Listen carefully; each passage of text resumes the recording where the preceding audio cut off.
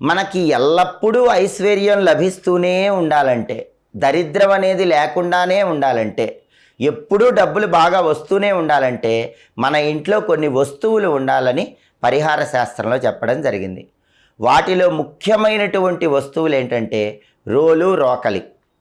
ఎందుకంటే రోలు అనేటటువంటిది పార్వతీదేవి స్వరూపం, రోకలి అనేటటువంటిది పరమేశ్వర స్వరూపమని ప్రామాణిక పరిహార శాస్త్రంలో చెప్పారు.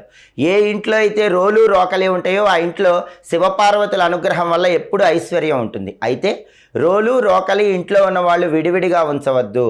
రోలు, రోకలి ఎప్పుడు కలిసే ఉండాలి, శివపార్వతులు ఎప్పుడు కలిసే ఉండాలి. ఒక ఇంట్లో శుభకార్యక్రమం కోసం పసుపు దంచితే రోట్లో అతి తొందరలోనే ఇంకా శుభ కార్యక్రమాలు జరుగుతూ ఉంటాయి. అంతటి శక్తి రోలు, రోకలికి ఉంటుంది. ఆ తర్వాత ఖచ్చితంగా ఇంట్లో ఉండాల్సిన వస్తువు చాట.